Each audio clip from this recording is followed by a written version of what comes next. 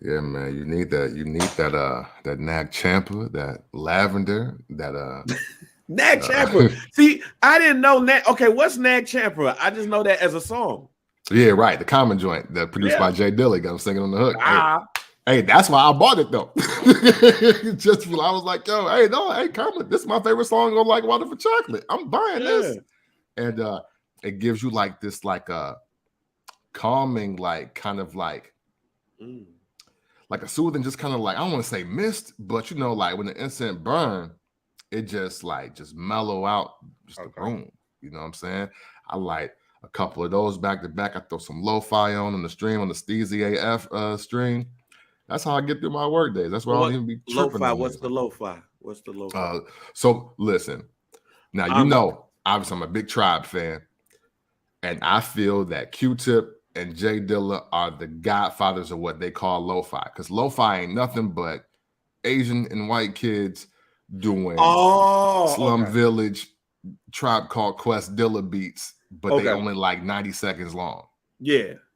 You know what I'm saying? So, Okay, okay. Like the boom, boom, boom, boom, yeah. boom, Doom, boom. doom, doom, doom, doom, Okay. All doom. You right. know what I'm saying? You Okay. like some of those. Hey man, that's how sometimes. And then evening, you might throw on some of that, take a nice edible, get you a glass of red wine. You know what I'm saying? I'm Oh, not really particular about I, what red wine. I'm not a wine connoisseur like that. I do a red though, and yeah, just I'm still mellow gonna out. stick with the I'm still gonna stick with tequila, you know what I'm saying? You know. Hey, that works too. I'm sure it works too. But I I feel like you, to man. mellow it completely out. But yeah, get that Nag Champa, Oh, some lavender, and I got the dang, what is it? I think it's like yeah, I had the candle. dragon's blood. I had a lavender eucalyptus There you candle. go. Yeah. Yeah, You it trying to worked. chill? You trying to I was chill? in here like, yo, I'm Yeah. mellowed out. See, I guess as I get in my old age, you know what I'm saying? I'm Mhm, learning about, candles and different mhm. smells to help calm me down Oh yeah, for as sure. things get a little bit. I wish I would have known this shit at 25. Oh man, I just wasn't good at it because my mom. Our moms used to sure had the money house blessings, like Yeah. aerosols and then the incense in them. So like my mom never stopped using those. I was like, man, what she have? And I was like, oh okay. Your The mom still Gonet, the use the money house Ganesh, blessing? whatever it is. Hmm? Your mom still use the money house blessing? I don't think she got any more of that, but the same incense though. She Okay, had, because but she I used to buy it from the beauty supply store at like 10 at a time. So you yeah, ain't using that many at a time. But yeah, she had those for a long time. Like, with the but Indian but on the she cover, it'd be like purple with the yep, Indian on the cover. absolutely. But with the Tatanka joint on and shit. Yeah, yeah. Yeah. Yeah, man. Hey, if you Okay. can, this is at Walmart too. This whole little setup is like maybe like $10. I bought 2 rain candles and 2 packs of the rain incense. And I set them joints up like from like the little island area that we don't really use. And then I got like another table with my ashtray and other stuff in there. I just light them. And they Damn. get, yeah. And I get Get my Himalayan salt lamp, turn that hoe on, a salt chilling. lamp? Yeah, I got the Himalayan salt lamp. I got like 2 of them. It's fire. Oh, I'm learning. I'm learning. You know what I'm saying? Like I low get it. light. I Don't even have to have get lights. better at self-care. I've learned. For I sure. have to get a whole lot better with self-care. I'm getting there, fam. I'm getting there. For So, sure. but man, y'all, hey, Yeah. Welcome. Welcome, welcome, welcome. And y'all know what it is, man. It's a Sunday evening. You know what I'm saying? 1 week away from Super Bowl Sunday, I believe. Because yeah, that's next Sunday. yes, it Yeah, is. still early. Hope y'all got your picks in and your bets placed, but maybe give it a little more time. You know what I'm saying? FanDuel will give you up, I think, till like Saturday night, I believe. Or it's early Sunday afternoon, I believe. But you know what? Wrestling has taken quite the turn here as we head to Elimination Chamber. Some might even say that they are preparing to make Elimination Chamber Premium Live event number 5 Man, this year for 2023. And we're going to talk about everything that encompasses. But of course, that means that it is time for the first Black Champ Podcast. And even though you see the lower third, you know it's me, the pick of this podcast, Wrestling-ish, Camp from the Port. And I am JR Bang. Make sure you rate, like, subscribe, download wherever you get your favorite podcast. Barbershed Digital is the home, and I'm the VP, so you already know what it is. Make sure you go ahead and get that merch. We ain't got it on today because, you know, we was chilling, we was out, we was doing stuff and everything like that. But go ahead and get that merch, man. Click the link in the bio. Great show planned for you today, but we would be bogus if we didn't start this show off with the unfortunate passing of Leaping Lanny Poffo, a.k.a. The Genius. It was reported this past week that he had passed away. I didn't see, know why he may have passed away, but I'm just gonna kick this off by saying that I didn't know who Leaping Lanny Poffo was. Okay. I knew The Genius though. Right. Fact. I learned who Leaping Lanny Poffo was when I got the network and I started looking at all of the older wrestling. It was like, oh man, that's The Genius. Yeah. I knew he was Macho Man's brother. That I knew. Yeah. But I didn't know him as Leaping Lanny Poffo. I knew him as The Genius. So much so, when I start seeing people call the Jizza from Wu-Tang The Genius, my first thought was, oh man, he copying off The Genius from the WWF. Biters, come on. Yeah, Ghostface, solve this. Yeah, like what's really going on? I think that the majority of us wouldn't know him as The Genius, and possibly his biggest moment is defeating Hulk Hogan by countout. Right. And then what happened afterwards on Saturday Night's Main Event, and what happened afterwards when Mr. Perfect destroyed the championship belt, which I know many of us thought would lead to a championship feud with Hulk Hogan versus Mr. Perfect. Yeah. That's probably yours, but what are some of your other thoughts of The Genius? Man, so first and foremost for me, The Genius was honestly one of my favorite 80s wrestlers. And it's not for necessarily all of his in-ring work, even though I had never seen like that much, like I guess you could call it grace with like doing the cartwheels and moving and how he transitioned to the rope with the taunt and all of that. That was because I wasn't old enough for Gorgeous George and Adrian Adonis and all those guys that was kind of doing that same thing. So he's just like just pulling from those guys, but The Genius was a part of my favorite 80s tandem. As far as and I say tandem, not tag team, because Mr. Perfect and The Genius never teamed up. And I'm sure you remember this, Bang, but remember when The Genius and Mr. Perfect started rolling together and he would just kick a poem about how dope Mr. Perfect was, and then he beat somebody's ass? Yes. I to this day, I've wondered why they have not brought two people together to do that again. Like, that is one of the most creative, eclectic, and just entertaining ways to start a match, and then you back up everything in the poem that's being said, isn't it, with the perfect plex? Like, that was a dope moment in time. And I was always a fan of The Genius because he came around, and this is true stories from the 815 with Camp from the Port, right? True story here. I started liking The Genius because I had just started getting really good at speech and reading. For those of y'all that don't know, I used to stutter really bad as a kid, like real bad, to the point where they low-key thought I was slow or I couldn't read. Oh, I'm sorry for laughing. Oh, no, it's fine. Okay. Because I'm on the playground cussing and fighting and doing all kinds of crazy stuff. It's just like, so it's like I'm obviously not that stupid, right? You know what I mean? Like, I know all the words. Like, fuck you, but then you get the class, you be like 4 4 4 4 4 4. All right. Yeah, exactly. Really? So my speech or my orator, yes, my orator, that's what she was. She was helping me. She was like, hey, you just got to slow down, like think and then speak. And then obviously, probably some of y'all know by now, like sometimes I'll sit here and meditate, kind of like Spike Lee, and then start talking. And that's because it's so many words. Oh, no, I seen you do that for other reasons. Like, man. Yeah, right. So I'll sit there, let everything, okay, wait. So now let it come out like this. Yeah, I've seen it when he about to snap, but he like, I bet. Yeah. Right. See? All makes sense. We're tying this all together. So what I liked about the Genius is that some of the words he would use were like words I hadn't seen yet in my books. But after I watched him, I jumped like 3 reading levels because I was like, oh, I got to find that word. So I kept reading.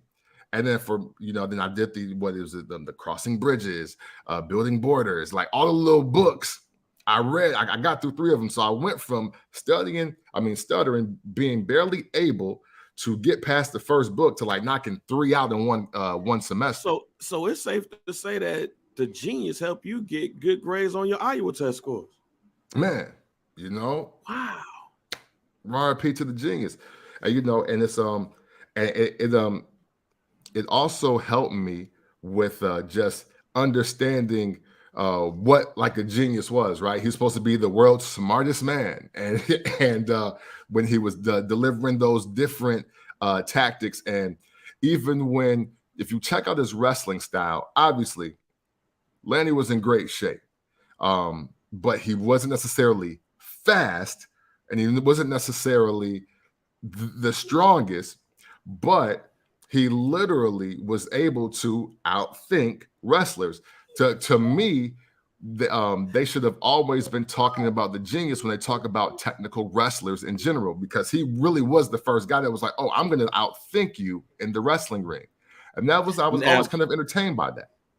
Before you even go, I don't know if you saw Liam, how he looked at me crazy while we were doing that.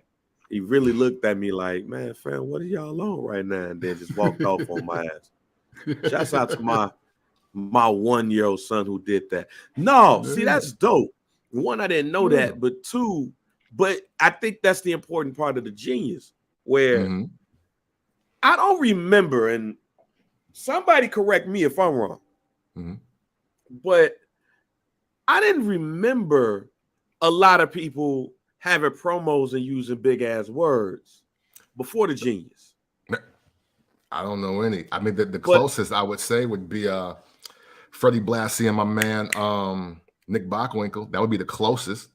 Yeah, I don't remember, like people being like their vocabulary being so stellar when they was giving out promos. It was brother, right. and stuff like that. We're gonna beat you in the smithereens and stuff like smithereens may be a big word, but it didn't sound elegant coming from Hulk Hogan. Yeah, but when the Genius call you a sycophant, right? You're like, man, the hell you call me? You about to do what? And then next thing you know, like I couldn't tell you a finishing move from the Genius. No, I just knew he did leap as the Genius. And it's not like I saw him wrestle a lot as the Genius. But what I will say, and I'm looking at Keith's comment, you had the double whammy, speech impediment and banging on kids at recess. Yeah, you were frustrated as a young chap, man. I can't get this shit out, boom. But nah, the Genius was one of my favorite hands because I wouldn't have cared about the Beverly Brothers if it wasn't for the Genius. That's a good point. But him getting with Mr. Perfect, to me, was absolutely perfect. Yeah. When they put him with Coach, I was like, why? Who the fuck is this dude blowing his whistle around here? Like, get fuck on, fam. Right. And Bobby Heenan is just a given. You could look, they gave Bobby Heenan a Brooklyn Brawler and then made him more interesting. Yeah. And I didn't think, for me being a Mr. Perfect fan, I didn't think we needed anybody else to make him more interested. But it was just something about Mr. Perfect and the Genius that felt like this needs to happen. Yeah. Yeah. This dude is absolutely perfect. and I'm smarter than everybody. So we're perfect together. Yeah. And he don't end up getting his championship. And it just didn't happen. Mhm. But then when I started to look at, older wrestling, where while Lenny Poffo was never going to be like his brother at the WWE, he was never going to be top of the card or even mid card.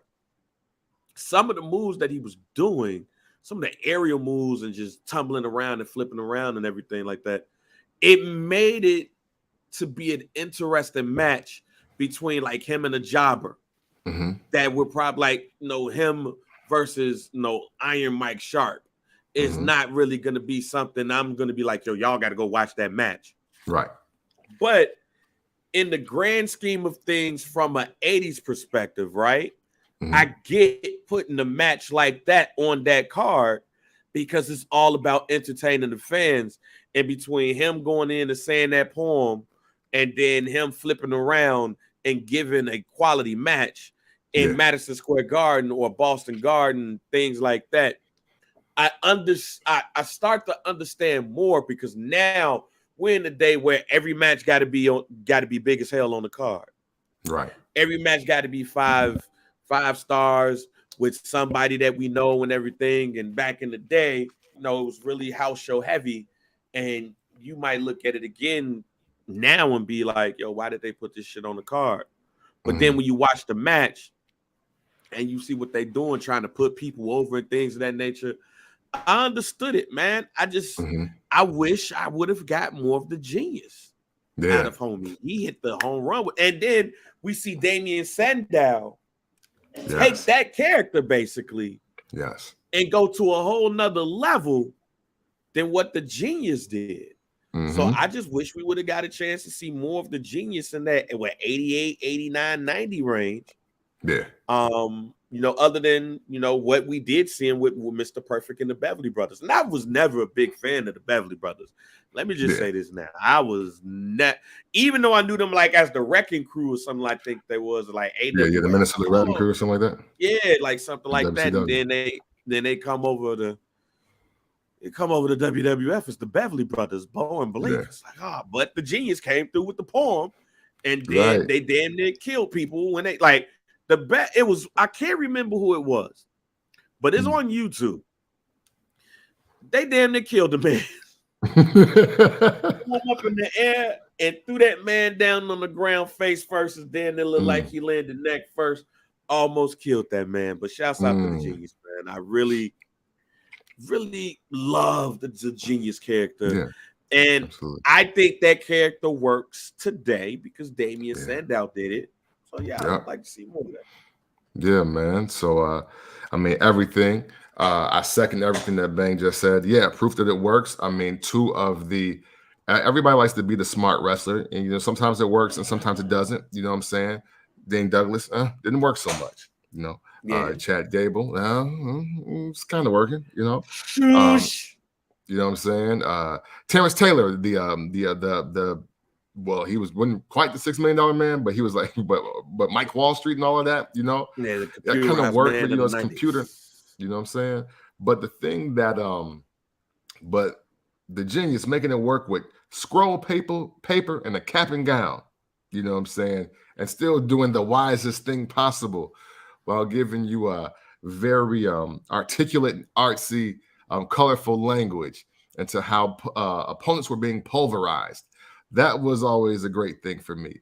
And Damien Sandow again, they kind of messed him up with the Mizdow thing. But again, once you're over, you got to stay over. You got to sell those shirts. Just keeps you on TV. But the genius to Damien Sandow, I think that is the bookend to that character. I don't see anybody that has that ability, those intangibles to do the character again. However, the character does work. I think the thing about wrestling and intellect is that when you combine the right guy with the right character and the right attitude about it, you get gold. And Lanny Poffo was the original maker of gold as far as that lane of wrestlers considered, in my view, in my lifetime. I can't speak on anything in the 70s because I didn't live it in real time. I will pay respect to it. But as far as what he did with what he had, it was incredible work. It was incredible work. And I know he's obviously not with the company, with his brother Randy dying and how he feels about everybody and everything, which, I mean, hey, that's his brother. I expect him to ride for his brother like that. Yeah. I do feel a way that they didn't celebrate him enough, but that's why you got the First Black Champ podcast, man. The young kids that lived it, that are now adults, to tell you our account on it. And yeah, man, rest in peace to the legend. Yeah, I said legend because he's a legend to me. The genius, Lanny Poffo. It's not going to be too many podcasts that's going to do a tribute to Lanny Poffo either. Because plus, Lanny Poffo is from Downers Grove, fam. He was born in Canada, but he's Downers Grove, Illinois, fam. So we got to represent the crib. Yeah, you know what I'm saying? So shouts out to Randy Poffo, Downers Grove North. Shouts out to Lanny Poffo. Shouts out to the Poffo family, Angelo. Yeah. If y'all don't do anything else after this, just go look up the Poffo family and how influential they were to wrestling, period, especially in the South, especially in Memphis. The Poffo family going up against Jerry Jarrett, Jerry the King Lawler, and all of them. Stop playing, fam, with First Black Champ. All right. All right. Now, I have a guarantee that I'm going to pop off after, watching NXT Vengeance Day last night, where I'm going to stay for a little bit later. We're going to talk about Elimination Chamber and all of that. But we can't kick this off. We can't do this pod and kick it off with what happened on Friday Night SmackDown, and how Sami Zayn versus Roman Reigns is set for Elimination Chamber in Montreal, Quebec, Canada. Sami Zayn got his lick back a little bit against Roman Reigns, but then got his ass beat again. But the match is set. So just going to kick this off by asking you this question. Is this pop in Montreal, Quebec, Canada, the most anticipated pop in wrestling history? I'm going to say yes. And I'm going to say yes because I actually want to say no by the way they're executing this. But I got to say yes because, man, if that's what Greenville, South Carolina doing, if that's what Greenville, South Carolina is doing, when he go to the crib, man, we getting SummerSlam 97 times 3. That's sorry, not Survivor Series. Survivor Series 97 times 3. I want you to expound on what you had said in the beginning about what they're doing. Yes. Okay. And why you wanted to say no of what they're doing. Because I think we might be on the same page here, but I want to hear it. All right, great. So obviously we watched the end of the Royal Rumble. And Roman Reigns did what any great heel would do when they love you a little too much. He gives you a new reason to hate his fucking guts. And he did that. He was successful. Even the crowd cussed at him and they ain't muted. Like, that's how you know it's like, no, you got to feel this heat. Yeah. What I don't like about this, though, Bang, is the character changing of Sami Zayn. Because when Sami Zayn is jovial, overly emotional, high-strung, that's what makes every single moment. And in the past, whether he's been the, just Kevin Owens' friend that does the dancing without the little jacket, and when he was doing the sky step or whatever that shit is, and but even when he was Castro, Canadian Castro, when he was with Shinsuke and Cesaro, there's always this element of overly abundant emotion that comes with Sami Zayn, and that's what helps him sell every single moment. Now he's He's kind of behaving like the bad kids we see on TikTok. But the story is so over now that people don't care. They want the match so bad he can do anything. Because I'll be honest, Friday didn't look believable. I now see why y'all were kind of lost when we were saying, hey, Sami Zayn versus Roman Reigns at night 1 at WrestleMania ain't a bad thing. And I'm still with that because I don't think you solved this just at Elimination Chamber. They got to run this back. There's got to be 3 matches between Roman Reigns and Sami Zayn. And you can't just waste 2 of them on SmackDown, if I'm just being honest. But here's the thing. If Sami Zayn is not doing the ultimate sell that he's been able to do for not just this storyline, but his entire career, where does this go? He's already outmatched in every possible category against the opponent one-on-one. Literally, this could be the one time Roman Reigns comes out by himself and we still know the outcome. But so the bloodline makes it look worse. We're also more concerned with seeing more Jey Uso and the dynamic between Jey and Sami. Yeah. Now, you've unfortunately made Roman Reigns the afterthought because the opponent is not really selling the story as hard as he was to be down as he is to be against them. And that's my worry about why this is fever pitch, but the execution, I'm not feeling it so far. So I kind of disagree with you. Okay. I kind of disagree with you because this really reminds me of Rocky 3. Okay. Somewhat. To where it's like Rocky 3 and Rocky 4. Because I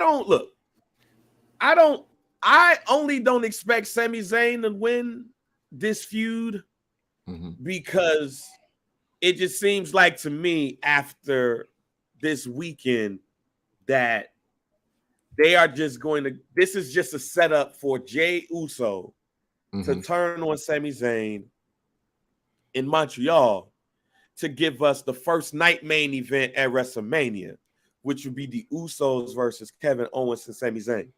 Okay. Which I get, and I don't mind seeing that. I'm not going to sit up and say that I don't mind seeing that because I'm cool with it. But it's what you just said to kick this off. If that's the pop he getting in Greenville, fam, imagine what he'd get at home and imagine what he'd get at SoFi. Right. So I'm not going to beat a dead horse with the whole, this is what should happen, this is what should happen, this is what should happen. Not going to beat that dead horse. Because if we're going for the tag team championships, all right, all right, cool. And I do think the bloodline should be the main event, period. So if it gives us Roman versus Cody, night 2, Usos versus Kevin Owens, Sami Zayn, night 1, I'm with it. We good. Okay. The issue. Oh, go ahead. No, go ahead. Oh no, I was going to finish with the Rocky movie. I think it falls in line with, but go ahead. But it's really like it's like Rocky 4, but Rocky's in America and not in Russia. And we know historically what happens when these matches end up happening to where you have the hometown hero going up against the champion in a match where, you know, he's the underdog. The underdog's still going to lose. Just go look at what happened in England when all of y'all last thought that Drew McIntyre was going to win this belt. And he ain't win it because Solo Siaka days. So however you pronounce my man last name, Sikoa. However you pronounce it. Because Brando been killing me like, yo, you just gonna continue pronouncing my man name wrong. And I'm like, y'all.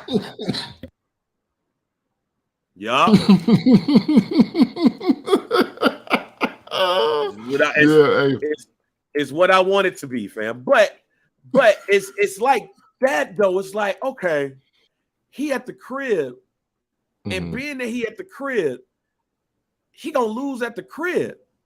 And that's why I'm a bridge it a little bit by saying it's not that this is the most anticipated pop ever. This is the most anticipated what's gonna happen when Sami Zayn loses because of Jey Uso. How that pop is gonna be. Like the pop that's gonna happen at Elimination Chamber is the roof. The roof is on fire. We don't need no water. Let that motherfucker burn pop. Right. This is Rocky going up against Drago at the Los Angeles Sports Arena pop. This is Hulk Hogan going up against Sergeant Slaughter doing Desert Storm pop. And probably bigger because it's not like Canada got a whole bunch of world champions. So when you get them, you celebrate them. Yeah. But when Kevin Owens come out there to get the rest of the bloodline out the way and backstage, to Jey Uso taking off the hoodie, seeing Sami Zayn and super kicking him, and to Roman Reigns giving them the spear or the Superman punch, leading to the 1, 2, 3. Yo, this is NWO type heat when this happened. This is July 7th, 1996. I'm throwing Coke. I'm throwing fries. I'm throwing bread. I'm throwing shoes or whatever else I can get inside of this ring. And you know what? I might jump the rail. This ain't no guarantee, but this a guarantee probably. Somebody gonna jump the rail on one of them Uso boys. Oh yeah, and that's gonna be a dangerous mistake. When Jey Uso super kicks that man and Sami Zayn loses, get them the fuck up out the ring. Yeah, or make sure the insurance is up for the superstars because they still Samoans and they family still them. Yes, let's be that. But everything you're saying, Bang, is why I hate that the storyline is playing out like Rocky V and Balboa, which were the stories where Rocky ain't really got nothing to prove. He getting his ass whooped on the street, but we salute him for trying to teach his son that you got it better than me. So why you tripping? Like you know what I'm saying? Like go for some of the, you know what I'm saying? Some of the greatest life quotes are in Rocky V and Balboa. It's like if your child is becoming a little too full of themselves, or they think that you haven't done enough, you play them Rocky V and Balboa and be like, look, fam, look what I had to do to get you to college, bro. Like I almost died twice. Got my homie killed. I lost my wife. No, I lost my trainer. My wife and she didn't even show up for this movie. What are you talking about? And I'm broke, bitch. And I'm broke, right? Yeah, and I'm still broke. I was like, and now this other kid who gonna get AIDS in real life wants me to help him, and you mad? Fuck out my face, man. Go for it. Right. I see it in your eyes. Go for it. You know what I'm saying? Talk about Rocky V. You know, shout out to CNC Music Factory because I feel like they just did that song. I know. Fam, my wife just looked at me like, my wife just looked at me like, what the fuck is you doing, fam? Yeah, man. You know what I'm saying? Rocky V. Go for it. It was just a black dude rapping. Go for it. You know, that's back when they used to rap like that and shit. That's that with the 90s up tempo. You know what I'm saying? You can work out to it. You can go to the mixed race club to definitely it. Running Man music. That's what that was. It was definitely Running Man music. Absolutely. So, but yeah, I mean that too. But yeah, G, like that's what I'm thinking about.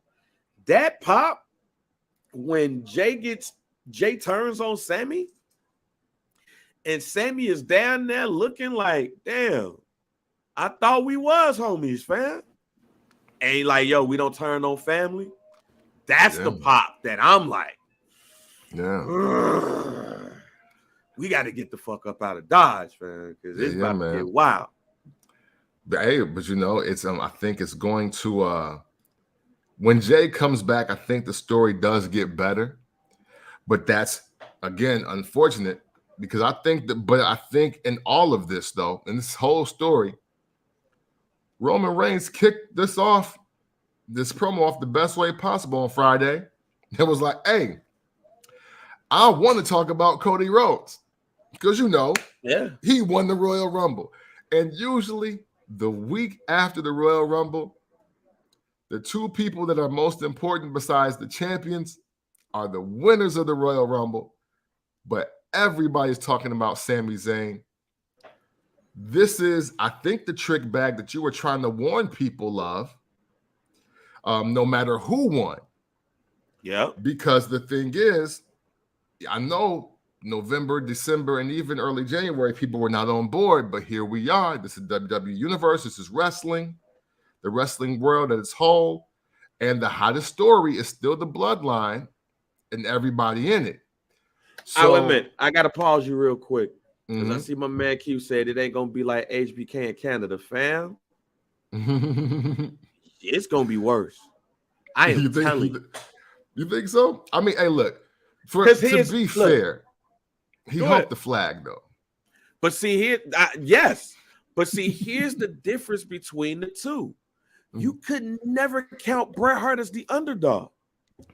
Even in that match at the screw job, you thought Bret Hart was going to win. Yeah, that's true. That's true. Okay. I got you. When it's the underdog, though. Yeah. And you know the underdog, right? He been getting his ass beat like this, and he the underdog.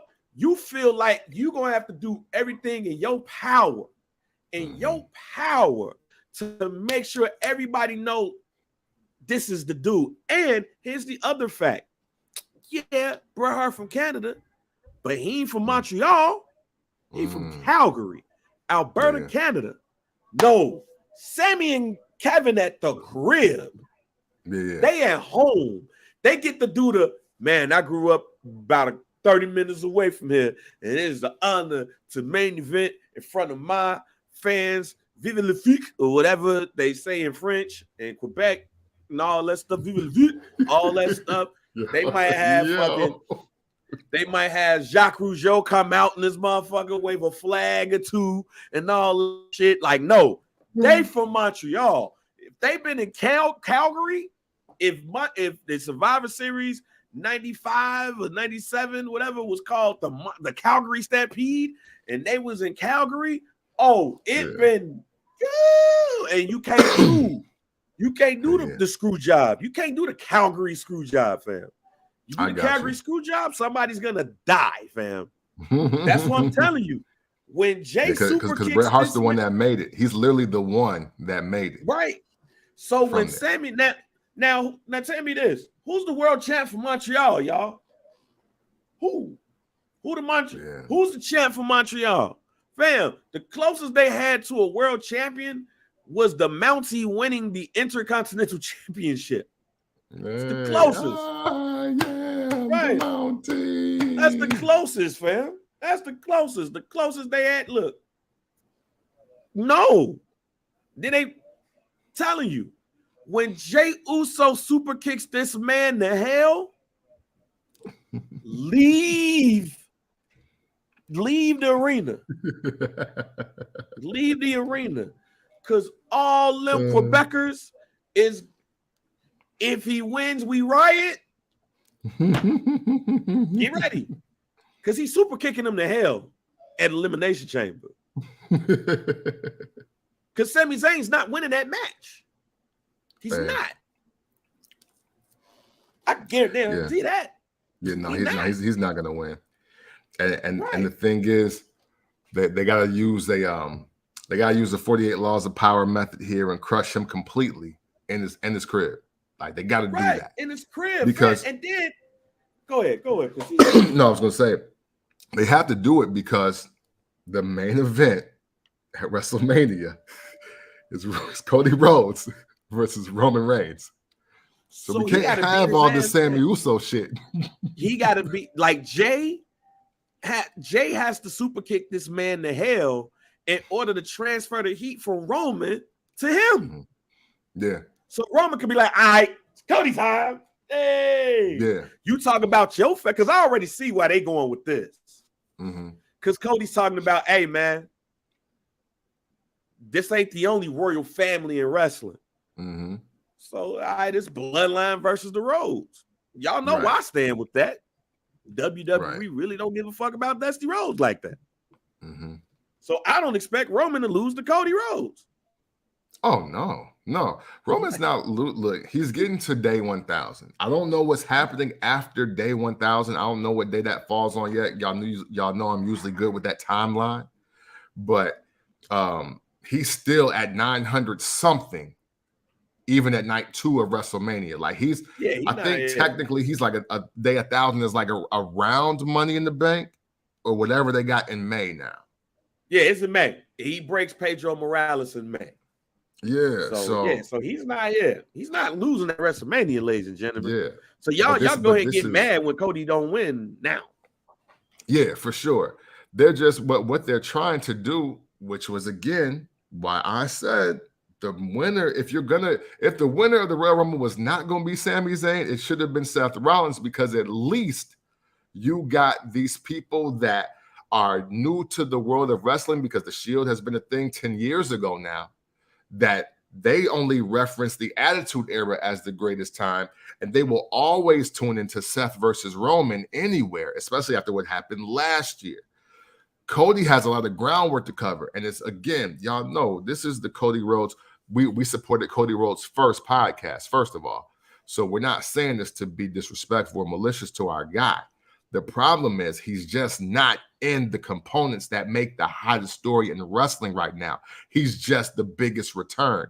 He was just the biggest free agent last year who called his own shot and made it work for him. Those things are great for Twitter banter. They're great for your personal reasons to like or dislike a person. But in the story of wrestling and the art of building programming, this ain't it. Like, it's just not it. Sammy, to bang be knowing, hashtag bang be knowing, but hashtag bang was effing right. Right now, we're still not seeing why the main event should not be Sami Zayn versus Roman Reigns for the WWE Undisputed World Championship. Like, we're just not seeing it. And I think the story is falling off, and we still need to see it at WrestleMania.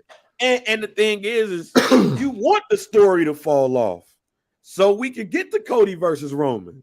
Yeah, you wanted the transition fall off. Mm-hmm. The fall off is still making this shit look like the fall off still has to end at WrestleMania. Yeah, so I like, and again, I don't want to get into a what should happen. Yeah, because I said that already. The hottest story should be at WrestleMania. Yeah, that's what it is. You don't want this to be hot, don't make it hot. But when Jay super kicks this man to hell, you yeah, like, and yeah, does it transition to Jay? Yes, it does. But he still got to get his get back for Roman. Like, that's if I fight you, if me and you fight, right? Mm-hmm.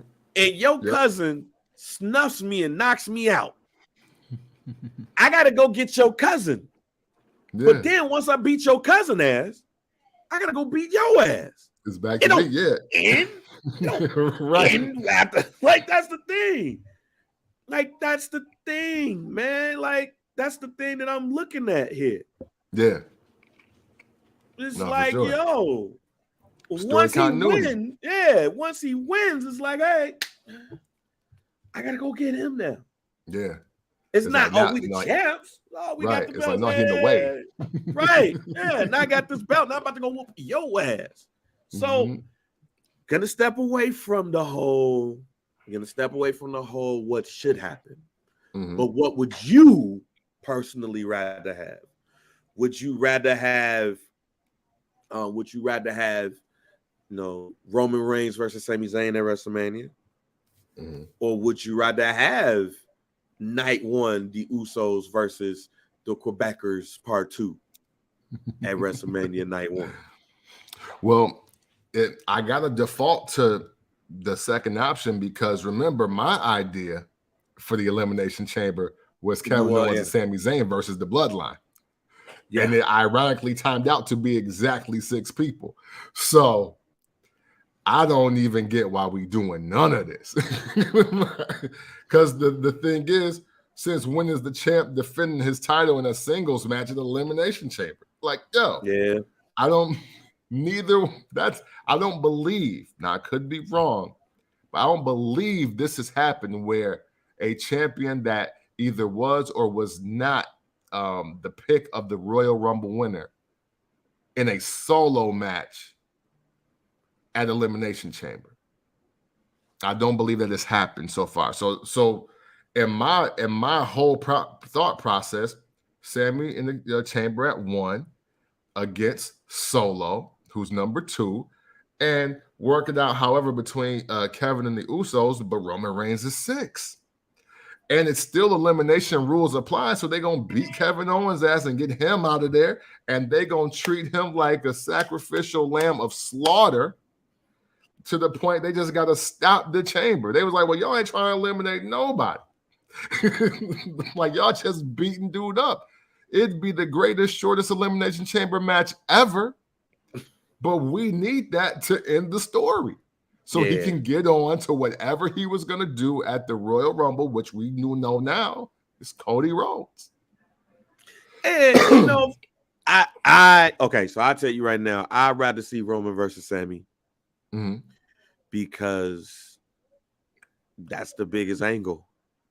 Yeah. I think they've made me disinterested in what Cody Rhodes has to say about Roman Reigns, period. Yeah. It's nothing I want to hear what Cody Rhodes got to say. What he going to say? My daddy wrestled your daddy in Florida. Right. You know what I'm saying? Hey, to answer Keith's question, answer Keith's question. Why would the champ agree to wrestle twice in one weekend? Because Lex Luger and Bret Hart did it twice in one night. Bingo. And Roman Reigns got both belts. And Roman Reigns he got the Hulk Hogan schedule also. Yep. He could do these 2 matches and show back up at SummerSlam. Yep. The same reason why Macho Man wrestled 3 times at WrestleMania 4. Yeah, you know what I'm saying? It's it sounds foreign now, right? But if Roman Reigns is truly solely responsible for the biggest grossing year in WWE history, and keep in mind this is during and post-pandemic, then honestly, Vince is kind of telling them, yo, you kind of got to be here both nights, bro. I don't know if you know this, but fam, John Cena didn't make this, all right? Yeah, he didn't make this. Fam. And we was going crazy at this point. Yeah, we need you both nights. Yeah, you know what I mean? And the thing is, I think we and don't get it confused. I'm not saying that he got to Ric Flair it. He got to do Ric Flair Steamboat. We doing 60-minute matches a night. You dig? Yeah. One can be Roman Reigns has the great 25-minute matches. You got 2 25-minute matches. The end.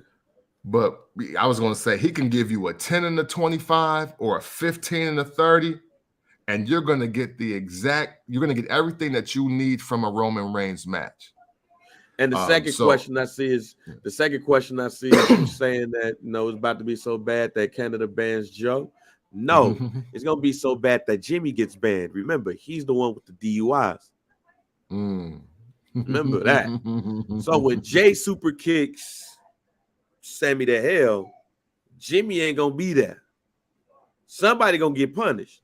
It's gonna be Jimmy. He the one who got the record. We can't let you up in here, fam. We can't let you up in call here. Drake. Then now you gotta call Drake. Yeah, you gotta call Drake, fam. You gotta. And I don't know, and I don't know if Drake, what I'm saying, is that powerful in Quebec. All right. You know what I'm saying? Yeah. Maybe in Manitoba. Yeah. Maybe in Alberta. Not in the capital. Right. But hey, look, man, even to your other question about Heyman advising them not to. Listen, man, it's still WrestleMania. And before 3 years ago, WrestleMania was one night. You know what I mean? And And really, if this was 1994, the WrestleMania would be the Bloodline versus everybody. That would probably be the theme. It'd be only 7 or 8 matches, and they'd be in 6 of them, and that would just be that. I think that if we're gonna, if WrestleMania is the stadium show that it is now, let's really dial in what we're looking at right here. WrestleMania is a stadium show, and I get what the WWE is trying to do, but favor ain't fair, neither is life. That's why bras and condoms come in different sizes, okay? We can't keep going on with this. The women got a main event one night and the men got a main event the next night. We can't keep doing, oh, they deserve this, blah, blah, blah, and they deserve that. And this is tag team. This is international superstars. This is men versus women. Look, Roman Reigns is the hottest dude in this thing, period. Bingo. Period. There is nobody worthy of head. There are 2 to 3 other people earning the right to headline a WrestleMania in 2023, and the name is not Roman Reigns. Like, this is the trick bag. This is why you truly only need one title. Because, like, even if they unified the title, they give him just one brand new big ass belt for himself. You can't tell me that there's a WrestleMania card on either night that the box office draw for night 1 will equal or be greater than the other night that involves Roman Reigns. And that's why he would have to main event both nights, and it makes perfect sense. Look, man, Wrestle Kingdom, they do it all the time. There you go. The end. Yeah. All right, man. So let's move on to the U.S. Championship, aka the Raw Heavyweight Championship. Yeah, they really believe what you said too. They really believe that now. I see it because the belt is being defended in Elimination Chamber. Yeah, man. So respectfully, this is trash. Okay, respectfully, this is trash. It's trash for this reason. Because it's the United States Championship. Rename it the Raw Heavyweight Championship if you're going to do this. And this is a lot of blood, sweat, and sacrifice to get the United States title, the title that Vince didn't even create. All right? That's my real beef with all this. He just got this title 21 years ago. The chat, like, it's the championship that, look, I've been saying that this is the Raw Heavyweight Championship for about a couple of months now. Since Bobby Lashley had got it, I was like, this is a little bit bigger than what they want it to be. I just do this with the Intercontinental Championship. Do it with the mid-card champion that matters. It's nothing against Austin Theory, because I do like Austin Theory. I said on this show, he's probably the future and everything. So this is nothing against Austin Theory. It's just that the mid-card champion that means the most, and you showed that shit at the Royal Rumble, is Gunther. Yeah. So if there's any belt that deserves, if there's any mid-card belt that deserves to be defended at Elimination Chamber, it's the Intercontinental Championship. Yeah. It's the belt you know. It's the belt that's yours. Look, Montez Ford, I hope he's in there. Bobby's going to be in there. So, of course, I want one of the brothers to win. Yeah. But I want the brothers to actually go up against Gunther more than they go up against Austin Theory in this format. If it was a fatal 4-way or something like that, all right, let's do it. Yeah. The Elimination Chamber, though, I'm not that interested in Austin Theory being the U.S. champ than I am Gunther. Yeah. I would rather see Bobby Lashley, Gunther, Tez, Sheamus, Drew McIntyre, and throw somebody up in there. Yeah. And Bobby got to be up in it for me to even care, about this. Because matter of fact, let me go and see who win this joint. Yeah. It's a bunch of matches. I It's know. like I know. qualifying This matches. is. Yeah, it's qualifying matches for sure. And I forgot who won on Monday. But what I do know for sure is that this is the part of the show where the Street Profits are definitely not going to make it in there. Oh, together. matter of fact, yeah, Bobby ain't in it yet. All right, so it's Austin Theory versus Seth Rollins versus Bronson Reed because he defeated Dolph Ziggler, bro. Versus, just give the man a bye. Just give him a bye. Versus your man who beat Baron Corbin. See, you know. So I got to see Austin Theory versus Seth Rollins, which I'm cool with. Johnny Wrestling and Bronson Reed. Yeah, man. And I'll say Bobby and Tez. Tez versus Elias. So I mean, look. I think I'm supposed to be interested in that Elimination Chamber. Yeah, Dawkins is. I think he's going against Damian Priest, so he's losing. Oh, like, yeah. It's Tez matter versus of fact, Elias. Yeah, Bobby's not even going to be in it. Well, my prediction. I got a prediction.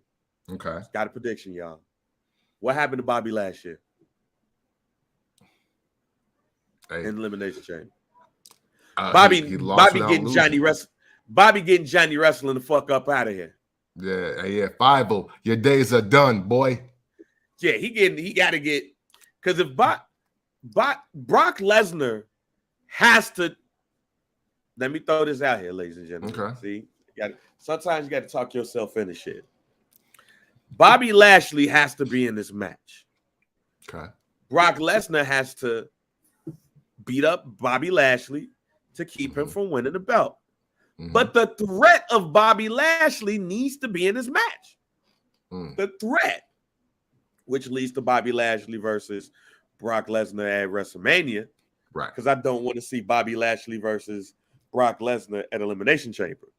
I don't. I need part 3 to be at WrestleMania. Absolutely. It has but to I be need there.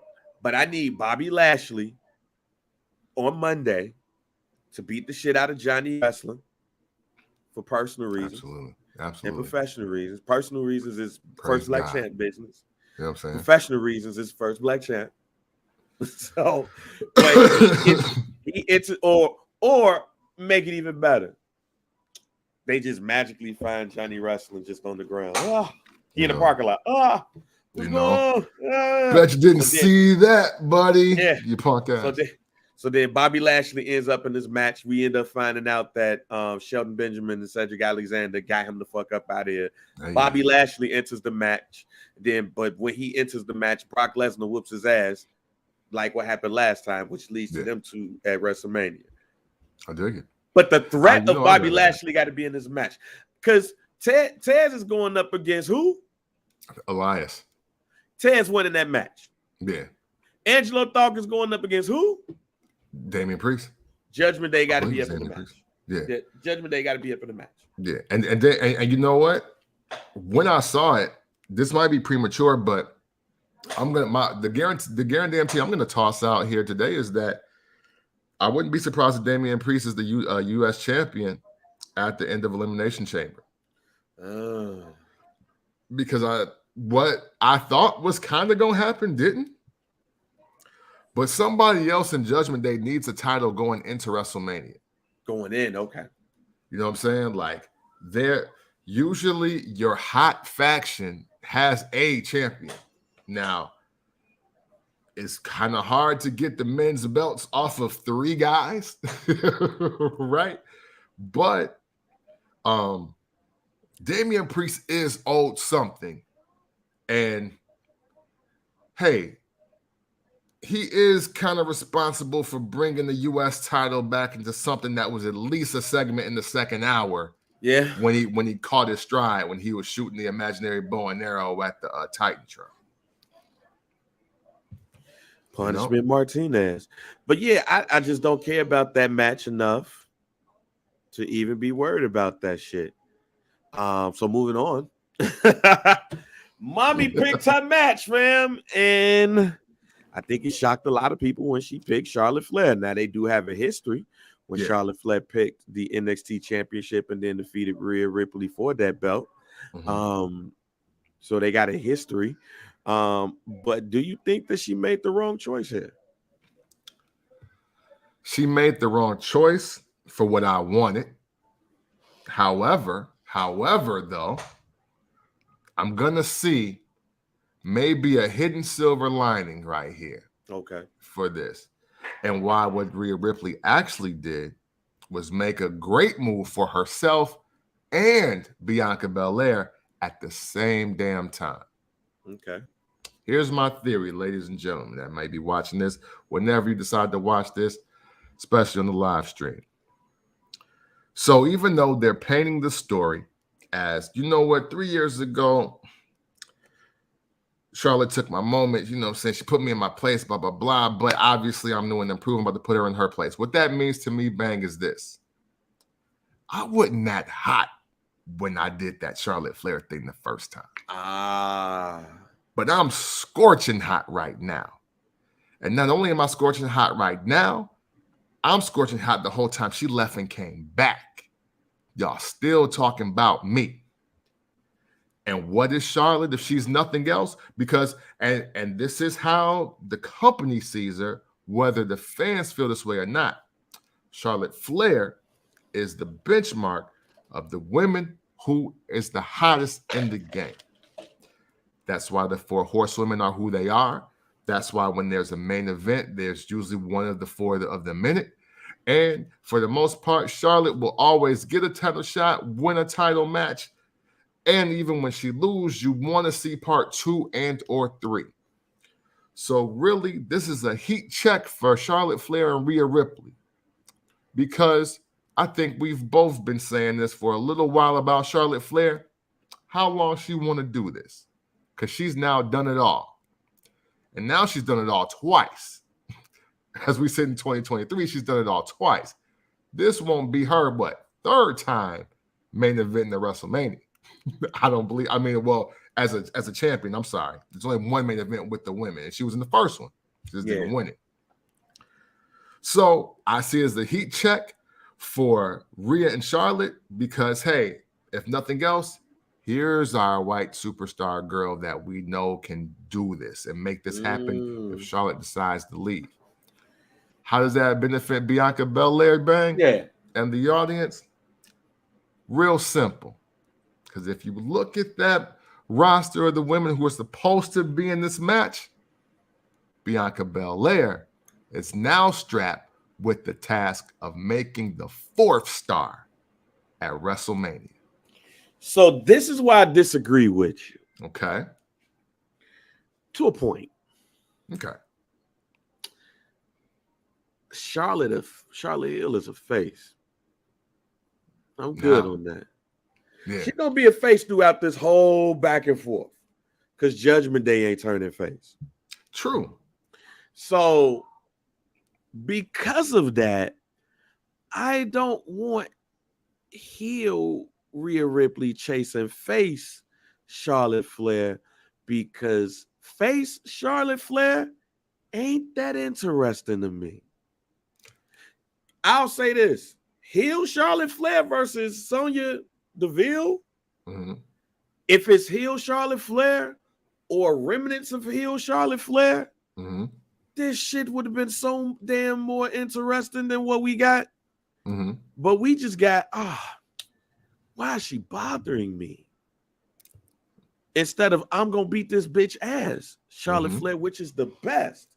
So that's the only reason why I'm like, I'm good off this shit. Because it's face Charlotte Flair as opposed to heel Charlotte Flair. Because even going further, I think both of them heels or just tweening makes this match a bit more interesting than what it feels like to me they're gonna do and have Charlotte Flair maybe prevail against the hot new person who she defeated back when she was a different type of person. I don't want to hear that. I don't want to see that shit. That shit right there, I'm good on. Now, I get you.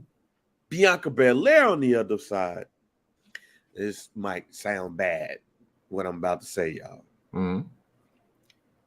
But I gotta say it. Okay. Because while I have been right every step of the way, when I've said anything about Bianca Belair, I've been right 95% of the time. Mm-hmm. And I am so right, I still believe she's the next big female action star. Mm-hmm.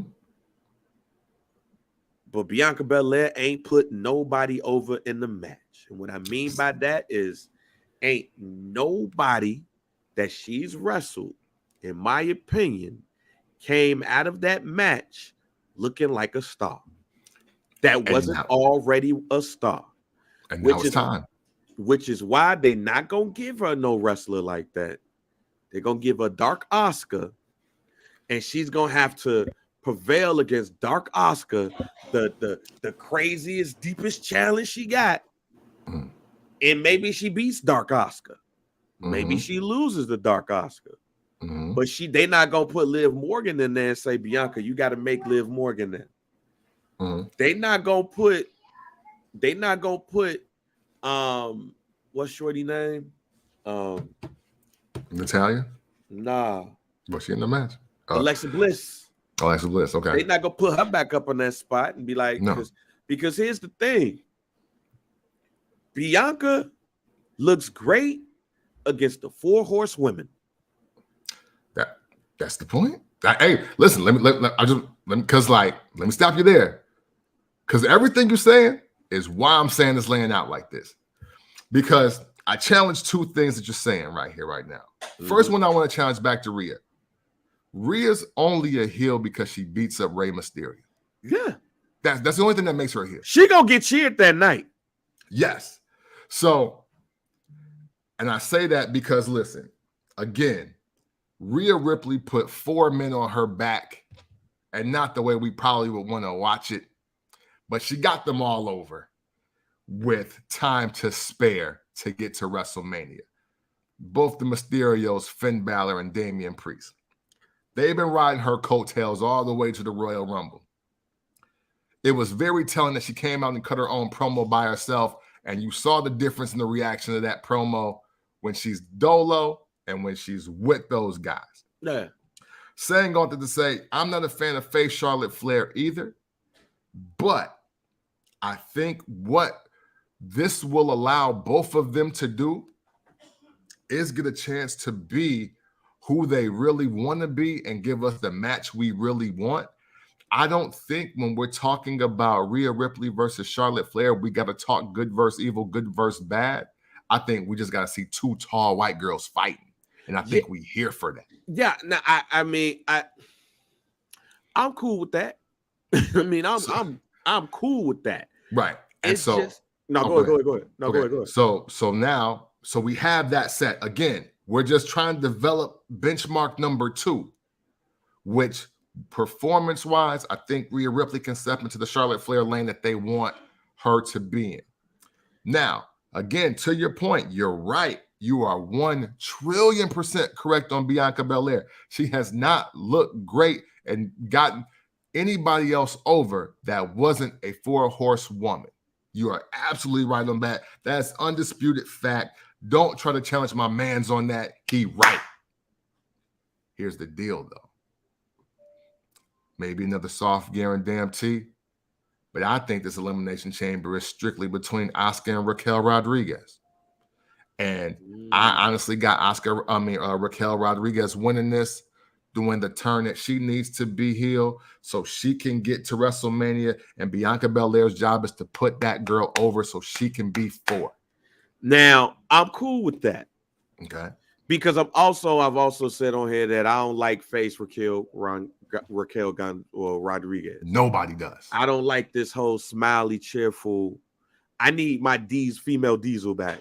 Right. I need her back. I don't need this, cheer, see my back muscles. You know what I'm saying? Hey, nothing against it. Yeah, I did lat pulls today. So right. Yeah, so what? But my Raquel Rodriguez is scary and will beat your ass. Mm-hmm. And would be a fearful challenger to Bianca Belair. Dark Asuka I don't want her losing to nobody. True. Because I think this version of Asuka, the most dangerous one. Mm-hmm. But I don't want to see Dark Asuka lose if that happens either. So I'm cool with your Bianca Belair versus Raquel Rodriguez. Mm-hmm. I'm down for that one. Mm-hmm. I'm just not sure they're gonna give us that. Okay. But they should. It's just, now I'll say this. I like Raquel Rodriguez versus Charlotte Flair because it's one thing that Charlotte Flair gonna do. She gonna make you look good. Mm-hmm. She gonna do all of that. But I also see Rhea Ripley and Bianca Belair as Stone Cold and The Rock. Mm-hmm. Yeah, but much just like in '97, The Rock ain't there yet. He there, but he not there yet. And Bianca Belair is not episode 9 there of Young yet. Rock. I figure episode 9 of Young Rock. There we go. It don't even matter. We know what you meant, though. We know what you said because we was there. You know what it means. Because that's a good point. Because the thing is about Bianca Belair, right? There's only two roads for her to take into WrestleMania. You either put Raquel Rodriguez over and you make her the heel she needs to be, or you take on Asuka, you take your lump at WrestleMania, and now you come back heel. And that's your way of showing you can put people over. Either way, 2023 has to be the year that Bianca Belair starts putting women over, because Becky, Bayley, and Sasha Banks all put her over. Now she's having exhibition matches for the World Women's Championship and is becoming an afterthought, even though she is a big star. Remember, ladies and gentlemen, we are not talking about her impact. We're not talking about how popular or how beautiful or how we want her to win or how she's great at what she does. No, we're not saying that all of that is not true. But in the world of wrestling, you have to start putting people over. The reason why this Alexa Bliss thing fell kind of flat is because, one, that character in Alexa Bliss ain't really where we need it to be. But then she also took that ass beating in Nashville, and we still didn't believe that she was going to lose that title. Man. So we got to come to a common ground here where she's telling a story where she looks in peril. The one thing, and this is why John Cena honestly should be in everybody's top 5, okay? Because even when we thought John Cena ain't going to lose, he sold you the idea that, man, this might be it. Yeah, because it was a couple of times he went against Umaga where I was like, oh, this might be it. Right. We can't say he won the Bruno Sammartino run and we just knew he was going to win every single time. There was some patches there where it was like, oh. And then when he got the Bray Wyatt and ran his resume of the last 5 years, he was like, oh. Like, damn, you ain't won since like 2014? Like, huh? Like, what are you talking about? But it's facts. And that's the deal with being great enough to put people over. Again, everybody can't be champ. Your favorite wrestler ain't over. And probably the lesson that needs to be learned the greatest is with Bianca Belair right now, because people like a Jade Cargill can see a Bianca Belair run and be like, well, I'm doing that too. How come I'm not as popular? Now this is where she creates the separation, because it's like, hey, did you put Jamie Hayter over? Is you over there putting Sarah over, or whatever Paige name is over there, if I said it wrong? Saraya, I'm sorry. Like, you know what I'm saying? Is they bringing the Freddie Mercury girl back, and can you make her a star? You know what I'm saying? What can you do? What can you do with these other women on the roster? Now we've put you in the position where all the girls that had to earn their spot now gave you theirs. Now it's time for you to give it to somebody else. What can you do with it? You got WrestleMania to prove it. You've made your history. You made your woman history. You made your black history. Now go make somebody else a moment. That's fair. All right, well, we're about to get into the guaranteed teas because that's all we got for today. Word. All right, man, here's my guaranteed tea, y'all. If you watch If you watch NXT Takeover, well, NXT Vengeance last night, you saw a future world heavyweight champion, Carmelo Hayes. Ladies and gentlemen, I saw the future of the wrestling world last night. And I mean it. Carmelo Hayes, fam. Telling y'all, that man right there is going to carry the first black chat mantle for years to come. From the entrance to the match. And I'm going to say this again because I messed up. From the entrance to the match to the end of the night, staring down Braun Breaker with the point, telling him, we up next. Fam, Carmelo, Mello is him. And I'm telling y'all right now, if y'all ain't look, I know some of us that listen to the pod don't necessarily be all in the NXT like that. I'm telling y'all right now, if y'all don't watch NXT for anything else, watch it for Mello, Trick Williams as the new Mr. Slick. Watch for them in the barbershop. Watch for Blackness. Watch for Carmelo, because that man right there is the future of the WWE. Shawn Michaels know what he got down there. Yeah, when man. He beat look, I'm thinking they gonna give it's a 2 out of 3 falls match with him and Apollo Crews. Yeah, it's Apollo Crews. They gonna draw this out because they was going. That man beat Apollo Crews 2-0 sweep in a 2 out of 3 falls match and look good as hell doing it. Oh, yeah. I can't wait to WrestleMania weekend for Stand and Deliver when he go up against Braun Breaker for the NXT championship and he becomes the NXT champion. But when he gets to the main roster, ain't gonna get no blacker than Mello. I know everybody's talking about Tez. I get it about Tez. I want it for Tez too. Right.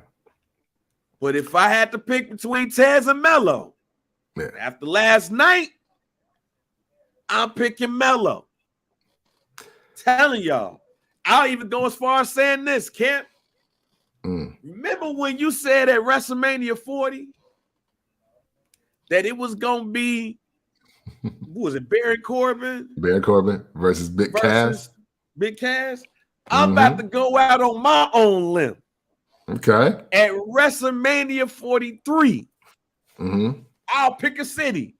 In Chicago, Illinois, at WrestleMania 43 in Arlington Heights in the new Chicago Bears Stadium, or whenever that joint is built.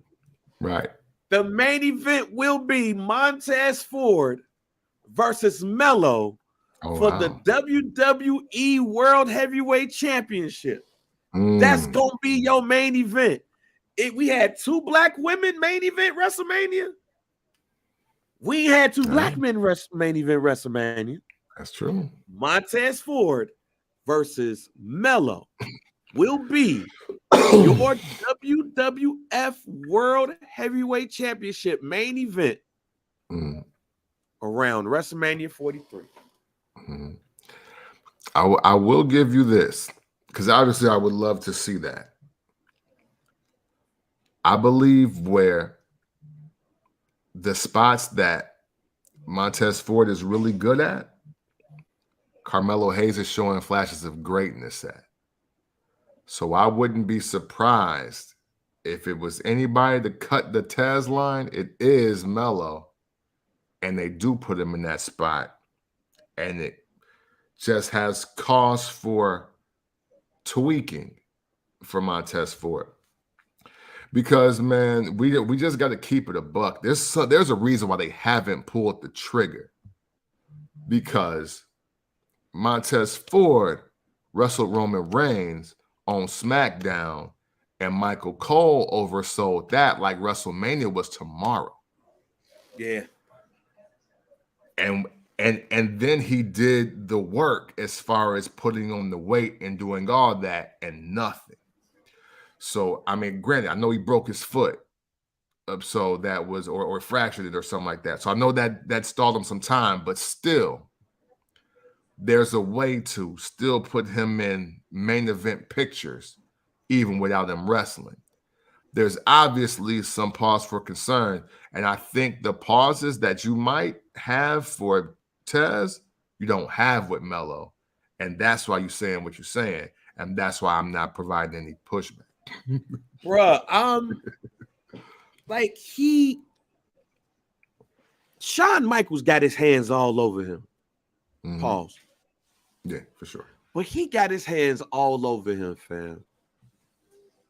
And I'm telling you, like, it's been like this the last couple of NXT Premium Live events.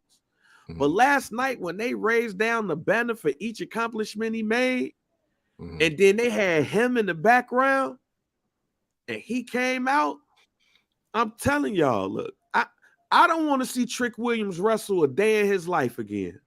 Mm. He's this generation's Mr. Slick. And to me, that is a big compliment. Yeah. In a time where managers are not necessarily wanted. Right. But it is something about Melo that just reeks star. Mm. And when I saw last night, it's not like I haven't saw it before, but it just felt different last night. Mm. It just felt different for me last night. And I think the reason why it felt different, because it was no belt involved. It was a 2 out of 3 falls match. And that's how you know it wasn't no belt involved. It was 2 out of 3 falls, and he won each one. I didn't care that Dabba-Kato jumped Apollo Crews afterwards. I felt like that was going to happen when he came down. It was like, yo, you didn't see him in a while. He about to beat his man's up.